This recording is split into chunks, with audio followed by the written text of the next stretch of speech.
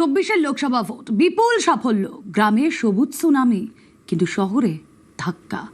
এবার তাই সমস্ত পুরো এলাকায় বাড়তি নজর তৃণমূলের।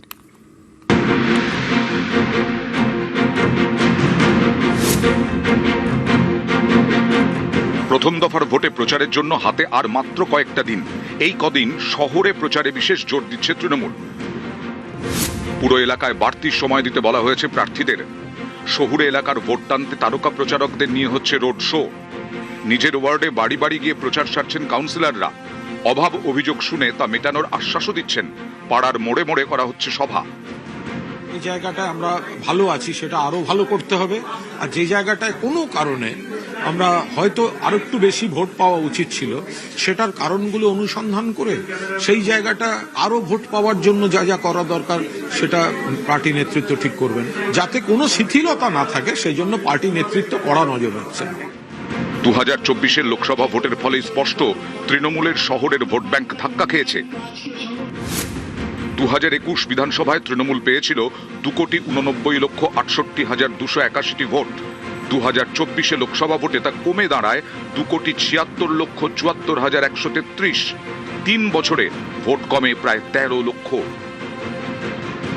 তথ্য বলছে তৃণমূলের গ্রামের ভোট অটুট থাকলেও শহরে ভোটে ভাগ বসিয়েছে বিজেপি।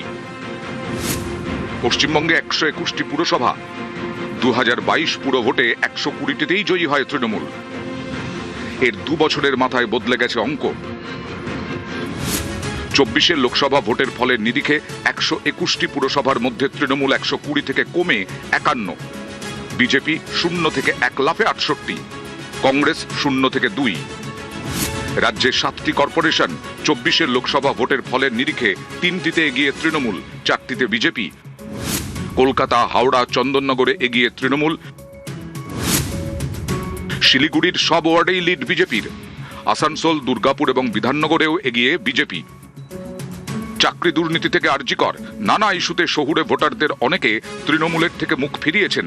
তাদের যাতে নিজেদের দিকে টানা যায়, এবার তাই পুরো এলাকায় বিশেষ নজর দিচ্ছে তৃণমূল। ইতিমধ্যেই সতর্ক করা হয়েছে দলীয় কাউন্সিলরদের। বিধানসভায় লিড দিতে না পারলে আগামী পুরো ভোটে টিকিট মিলবে না, এরকম কড়া বার্তাও দেওয়া হয়েছে। 2024 লোকসভা নির্বাচনের ফল বিশ্লেষণ করে দেখতে পাওয়া গিয়েছিল যে গ্রামাঞ্চলের ভোট তৃণমূল কংগ্রেসের পক্ষে অটুট থাকলেও শহরাঞ্চলের ভোটে বেশ কতগুলি জায়গাতে থাবা বসাতে শুরু করেছে বিজেপি। 2026-এও যদি সেই ধারা অব্যাহত থাকে তাহলে একাধিক বিধানসভা আসনে ফলের হিসেব ওলটপালট হতে পারে। আর সেই কথাকে মাথায় রেখেই পুরো অংশের ভোটের ক্ষেত্রে প্রচারের ক্ষেত্রে বিশেষ সতর্ক তৃণমূল কংগ্রেস এবং আগামী কয়েকদিন প্রথম দফা নির্বাচনের প্রচারের ক্ষেত্রে যে সময় বাকি রয়েছে তাতে জোরদার এই পুরো এলাকা ভিত্তিক প্রচার করার জন্য কৌশল তৈরি করে পথে প্রচারে থাকছে তারা। ক্যামেরা অর্চনার সাথে আবির ঘোষাল, নিউজ 18 বাংলা, কলকাতা।